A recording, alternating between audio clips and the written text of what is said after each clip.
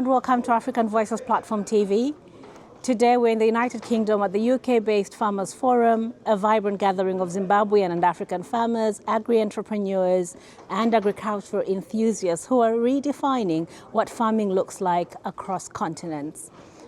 Hosted by Farm Life Zimbabwe, this event brings together experts, investors and everyday growers to exchange ideas, innovations and insights that connect the diaspora opportunities with home. So from land tenure and soil testing to partnerships, technology and seed access, today's conversations go far beyond the field. They explore how farming can be both sustainable and profitable, both cultural and global. I'm Chihana, and throughout this episode we'll be speaking to farmers and entrepreneurs and thought leaders who are cultivating a new chapter for African agriculture rooted in tradition, yet growing toward the future. Join me. Thank you for coming. So thank you so much guys for coming today. And I want to thank my sister Yvonne, who put a lot of effort in making this happen, and all the other admins of the UK Farmers Group. I think I've got my brother Ben and my brother Tongai. So thank you guys for coming here and for making this happen. It's unfortunate Mudumeni is not here, but I'm glad we were able to proceed, even in his absence. So my name is Manford, but commonly known as Mr. Moyo, for Moyo Fresh Farm Supplies. So this is one of our 3 bases. So this is in Barnsley. We've got 2 more bases in Sheffield. And I know we do a lot of farming, and we're mainly specializing in growing maize, pumpkins, or let's say tropical crops, which normally don't thrive in this part of the world, but we found a way of making it thrive. So that's maize, pumpkins, vegetables, spinach, chomolia, mustard seed, tsunga. You know, my friends in Zambia, they call it fwaka fwaka, and all those things. So today, I think, what can I say? The UK Farmers Group is the reason why we're here today. So they organized for people to come here, and we are thankful that they've driven, you know, quite a long distance, most of them. I think I would say a few from Kent, Wolverhampton, Warrington. I think some young farmers again from Birmingham. And yeah. So we're very thankful, guys, that you came to see us. And I know so many people are interested to know how I ended up farming myself here in the UK. My sister here has been very supportive from the very beginning. She's called Chihana. So she's from Zambia originally, but she's from African Voices platform. So she's followed our story from the beginning, and she has done an interview, which is quite extensive, which is coming up, I think, in the next few weeks. So I'll say a bit today about where we are, but if you want to follow or to hear the full story, I'll share the link once it comes out. So thank you again, sister, for coming and for taking your time. Yeah. So in terms of how we started, so it's a family-run business, a small family-run business. We started, I would say, from the back of our garden, back garden, growing the vegetables, sweet corn, you know. And here in the north, I think the problem was that there was one farmer, Manaka, down south, who would see ridiculous queues, people waiting forever for him to come and deliver products and this and that. So we felt challenged that we could do something differently to bring the local produce, the produce local to the people. So that's what drove us to start trying to grow what we grow now further up north. But the challenge was, of course, to find land, the weather. So the weather in the north, I think if you know your geography of the UK, we are almost 4 degrees cooler than the south, which means if Mwanaka was to plant something today and I do the same thing, he is likely to harvest 2 months early before I do. So we had to find a way of adapting our methods to make sure that we make the most of the short season that we have. So from the back garden, we went to allotments. You know, allotments, council allotments. Yeah. So we applied for one, and we were able to reproduce what we were doing at a very smaller scale, at a much larger scale in the allotment. But the methods, again, they needed to be adapted slightly to make sure that the results came out. So from one allotment, we could see the potential of what we were doing, and the desire to expand kept growing. So we acquired 2 allotments, 3 allotments, 4 allotments, up to 5 allotments. Then my time was spread between the allotments, trying to manage them all, and it was too manual and too physical, and so we needed to find a better plan to do it at a larger scale with mechanization. And now finding land in England is not a very easy task. So that was the biggest challenge. So for 4 years we were looking for land until we made our breakthrough. And I know most of you guys want to know whether I bought the land, I rent, and this and that. What I'll say to you all, ownership is not the most important thing. It's about access. All you need is access to the land. Sometimes you may end up committing yourself to buying land that you realize that actually farming is not your calling, or it's too hard for you. And you've committed several thousands or millions of pounds buying land. So I would encourage people who want to do farming, don't be obsessed about this idea of wanting to own land. It's not important. What you need is access to the land. Now I'm in a position where I will not use my money to buy the land. I will use the money that I'm getting from the land that I've got access to buy the land that I need. And I know that farming is for me. You see? So that's one thing. So everybody who comes to the farm, they ask me that question, is it yours, is it yours? It's not important. What you need, get the access. Get the access. So now, I can tell you now that this year alone, we had maize over 20 acres of land. And that maize finished within 2 or so months. So next year, we are planning to expand quite significantly. And I can also tell you that we've managed to get 50 more acres of land, and we're going to expand. So from that little access I'm talking about, you keep growing. You keep going. But if you wait to own the land, by the time you own it, maybe you're too old to even do the farming. It's not easy. It's not easy. So yeah, so it's about us thinking differently about ownership, about access, about, and in this country, it's not easy to find the land. It's about your profile as a person. So what you do, your integrity, your professionalism, it matters. They won't just give you land. They will research about you, they will look up, they will ask people who know you. Once you get in the inner cycle, once they embrace you, they'll look after you. But without that credibility, professionalism, track record, it's very, very difficult to break through. Yeah, I think that's what I can say in short. And I think my sisters here, they do a lot of farming, big farming projects in Zimbabwe. When we say big, we're not saying these people are doing farming in Zimbabwe, big scale. Yeah, so they're going to give us their experiences. My experience is limited to this country. In terms of Zimbabwe, I've just sent a container full of all the equipment I'm using here, because I want to start farming in Zimbabwe, but my focus is on mechanization. It's on mechanization. So this land, I can do it in about 2 hours. Yeah, that's what we need to achieve.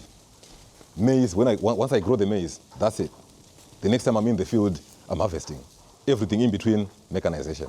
And for me, that's the obsession I have that I want to carry forward to Zimbabwe when I go back. My name is Yvonne, and I am part of the UK-based farmers. We are a group of about 633 farmers that are based in the UK, but have a lot of interest within the farming in Zimbabwe. So what we've done is we've come together just so that we can network and socialize and get to know each other and encourage each other. That was, I guess, the ethos of this whole event today. Okay. So you particularly run Farm Life, but you also you're part of this wider group here in the UK. Yes. I wondered if you could start with Farm Life and tell me more about the group here in the UK. Okay, so Farm Life is actually a Matabeleland-based group, and we mainly do training on value addition and teaching farmers how best for them to value add to the crops. Because what we realized is a lot of farmers are then cut off because the middleman takes a big chunk of the profit. But if we can manage to teach and train farmers on this is what you've grown, how do you then add value to the crop that you've grown, and then you get a little bit more profit. So that is really what Farm Life is all about. It's about education, it's about research and development, and it's about value addition. Okay, lovely. So who or what were your biggest influences in choosing this particular path? Okay, so really I'll speak on a broader part. My grandmother has been my inspiration because I also grew up within a farming setting. And also my mentor, his name is Farmer Watson. He's been a very big inspiration in terms of me going into farming and also learning a lot more than I I've really seen myself grow over the last 8 years or so in farming. So those people, I think those two were the biggest inspiration for me going into farming, but also looking at how best can we add value to the crops. I've seen what the UK, you go into farms around here, they've got farm shops. They add value to the products that they're growing. And we can actually replicate that and do it elsewhere in any part of the world where you are. And I think it's great for farmers to be taught how to do it. Great, lovely. So today, this event that you've organized has got farmers from different walks of life. What should people be expecting? Who will we be speaking to? What do they do? Okay, so we have a broad range of farmers. We have Mama Tozana, who actually has just recently gone through Global Gap certification, so she grows chilies. And then we have Farmer Ben Dengeza, and he has sheep, but he'll be able to speak to you a little bit more about what he does. And he does cattle as well, livestock. So livestock farmer and a horticultural farmer as well. But having said that, there's so many other farmers today who are here who do everything from goats. There's one particular person that I was talking to, they do goats. Somebody else does chickens. Somebody else is doing sunflower growing. So different people are doing different things based on the region where they come from and also based on what they're passionate about as a farmer, because you need that passion if you're going to do something in farming. You absolutely do. Somebody told me around here that you also grow sunflower. Yes. Tell me the story of that. I'd like to think I'm the queen of sunflowers. No, I'm only kidding. There's so many other big farmers. So I am on a farm called Nettlethorne Farm, and we're in the Midlands, and we do quite a lot of sunflower. We do two crops really. We do sorghum and we do sunflower, and we crop rotate the two. We have outgrowers that come in from around the Midlands area that we give seed to. So we're not just the growers ourselves, but as part of what we do for the community, we give them sunflower seed. They go and grow the seed, and then they bring it back to us at Nettlethorne.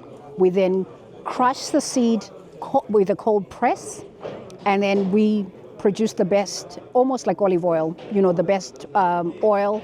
And then we don't charge them anything, because the partnership that we have is you give us 20% of your cake after we've crushed, and you give us 20% of the oil itself. That is payment for the electricity or any other payment. That's how we take the payment. And so it's something that works very well within the Midlands area for us, because our farmers are not that wealthy. So there's no point in saying, give us $1 or $2 for us to actually crush this sunflower seed for you. But we'll have given them the seed, because it's very important that farmers know that you cannot just grow any sunflower seed that you find in the market. There is something called oil content. You need to know what's the oil content on that particular sunflower seed, so that if it's sunflower for oil, you've got the right variety of seed.